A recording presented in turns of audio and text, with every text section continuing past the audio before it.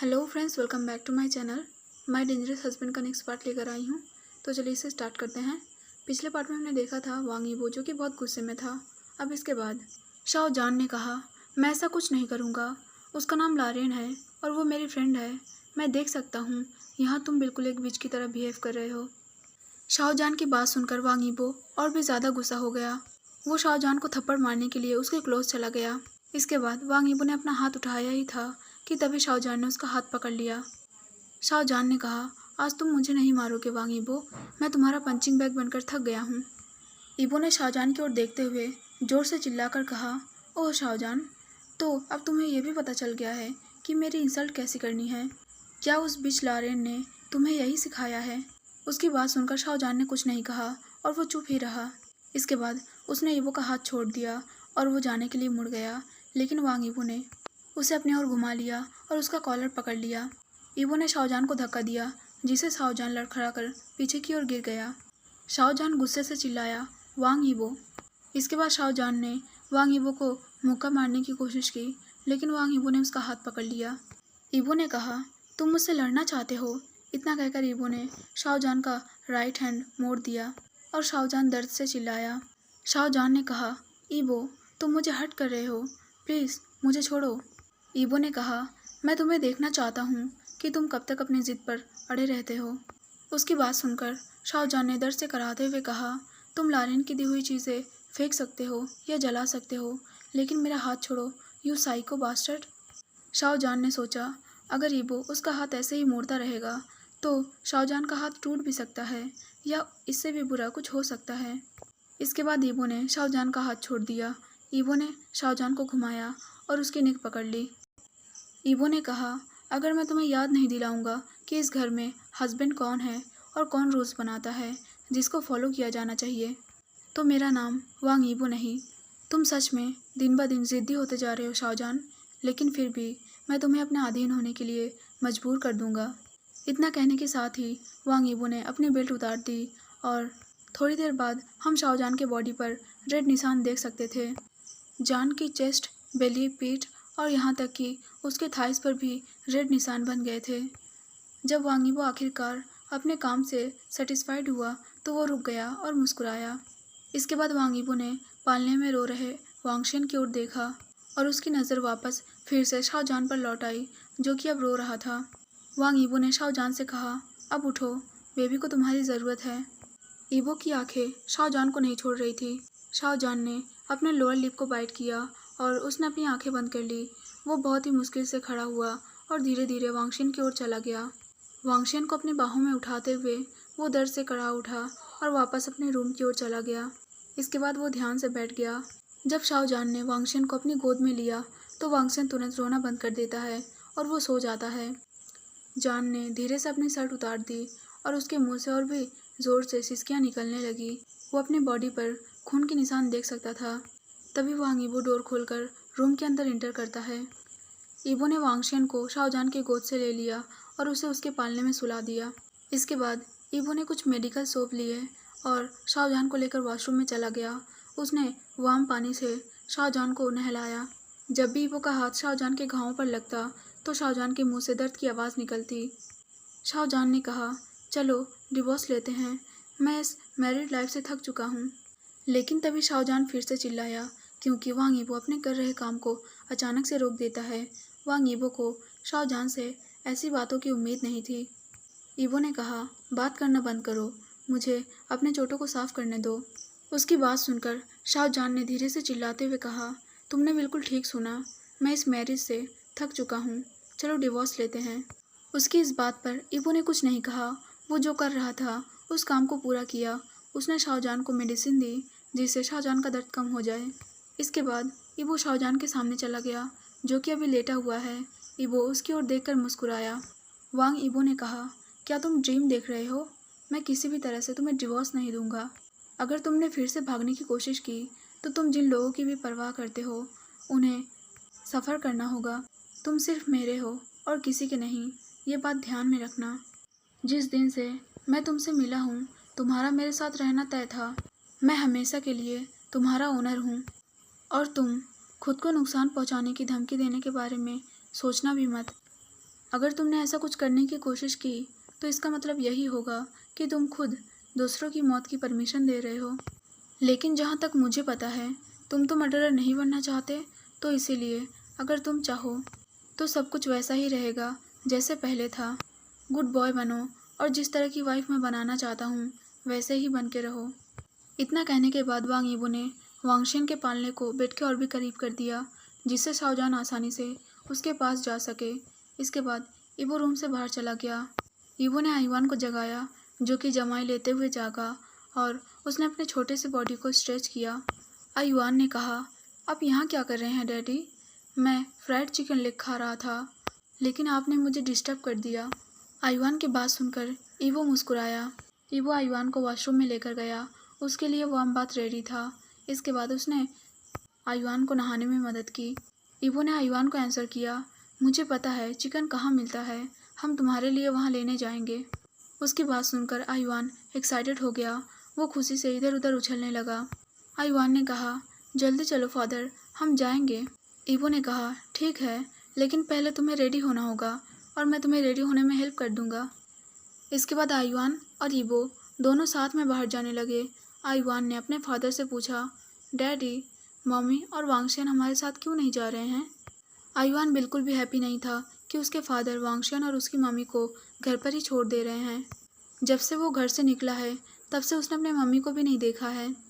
ईबो ने आईवान से कहा, मम्मी और वांगशियन अभी बाहर नहीं जा सकते हैं, वो फिर कभी हमारे साथ जाएंगे, लेकिन तुम टेंशन मत लो, हम वांगशियन और मम्मी के लिए यम्मी फूड खरीदेंगे। सबसे पहले ईबो आईवान के साथ मॉल में गया। उसने वो सब कुछ खरीदा जो भी आईवान खरीदना चाहता था। ईबो ने आईवान और वांगशियन के लिए बहुत सारे खिलौने खरीदे। अभी लगभग शाम के 7 बज रहे थे, लेकिन तभी एलेक्स और उसके फ्रेंड्स ने आईवान को क्रेजी साइको सीईओ के साथ देखा। आईवान को देखकर ऐसा लग रहा था जैसे कि वो उस साइको से नहीं डरता है और उस साइको ने उसे अपने गोद में लिया है, इसलिए आईवान बहुत हैप्पी है। उन्होंने सोचा उनके टीचर कुछ महीनों से गायब हैं और दूसरे टीचर्स ने उन्हें बताया है कि वो बाद में वापस आएंगे। वो अभी किसी वजह से स्कूल नहीं आ पा रहे हैं। तभी उस ग्रुप में से एक स्टूडेंट ने कहा, हे फ्रेंड्स, क्या हमें उस साइको सीईओ के पास जाना चाहिए? वो हमारे टीचर के बेटे के साथ क्या कर रहा है? लेकिन तभी दूसरे स्टूडेंट ने कहा, तुम मरना चाहते हो क्या? मॉल के आसपास देखो, कितने सारे बॉडीगार्ड्स हैं। अगर हम वहाँ गए तो हम मर जाएंगे। हमने आखिरकार आज आईवान को देखा है और आई होप कि हमारे टीचर भी जल्द ही यूनिवर्सिटी आएंगे। इसके बाद सारे स्टूडेंट खुश होकर वहाँ से चले गए। ईबो ने जा रहे ग्रुप की ओर देखा और मुस्कुराया। कुछ मिनट बाद मॉल को छोड़कर ईबो पास के ही एक मैकडॉनल्ड रेस्टोरेंट में गया। ईबो ने खुद के लिए खाना ऑर्डर किया और आईवान जो चाहता था उसके लिए भी ऑर्डर किया। उन दोनों ने हैप्पीली डिनर किया और खाना खत्म हो जाने के बाद उन्होंने शाओजान के लिए भी खाना पैक करवाया। इसके बाद ईबो शाओजान के साथ वापस घर लौट आया। जब तक वो दोनों घर पहुंचे तब तक आईवान पहले ही सो चुका था। ईबो आईवान को लेकर घर के अंदर चला गया।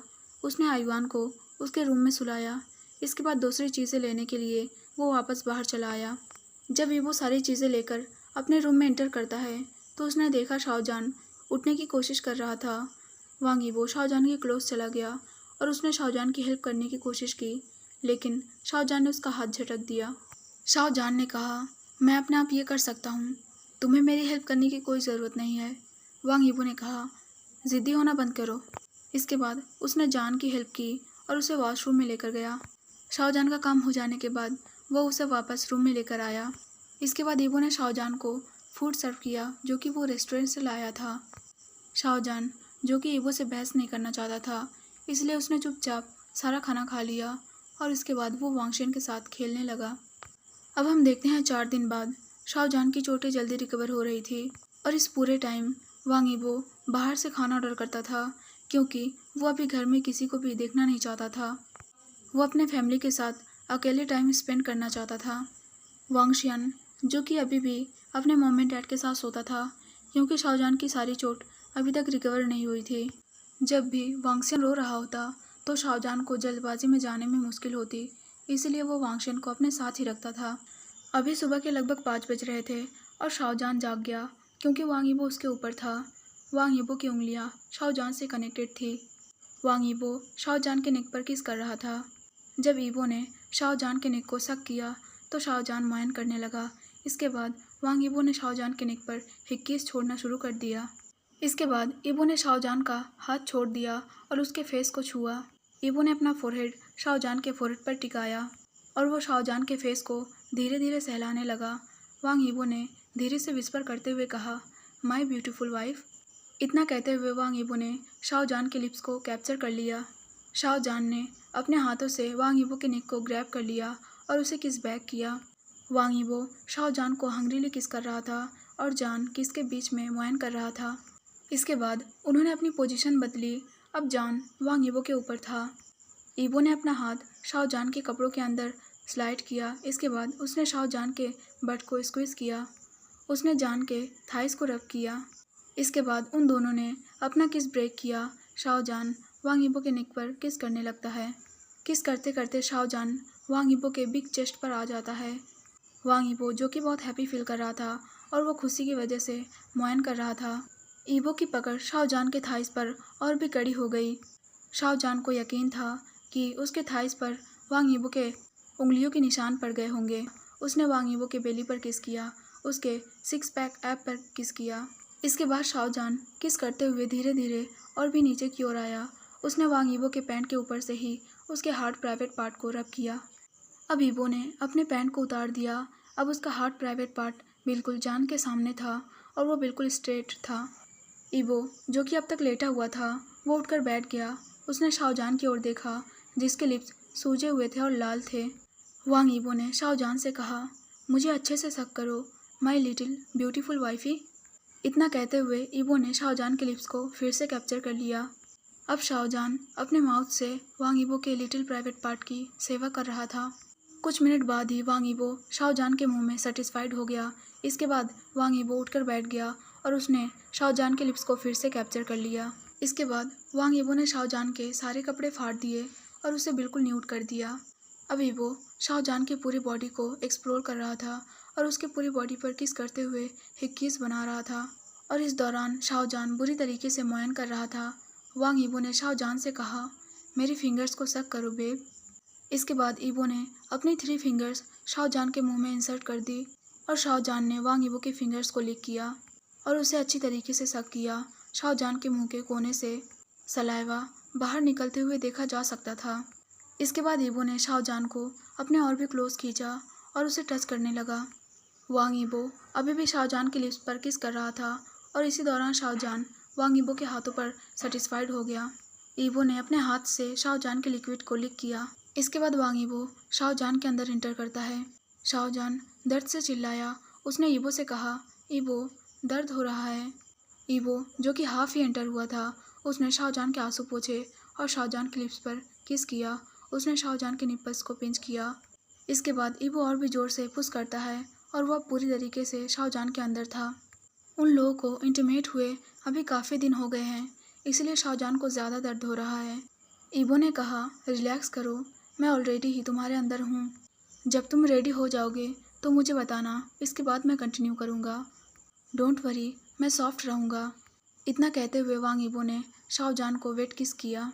शाओजान ने हाँ में अपना सिर हिलाया, लेकिन तभी शाओजान और भी ज़्यादा टेंस्ड हो गया जब वांगशियन अचानक रोने लगा। इसके बाद जान ने ईबो की ओर देखा। ईबो जो कि मुस्कुराया। उसने रोते हुए वांगशियन की ओर देखा।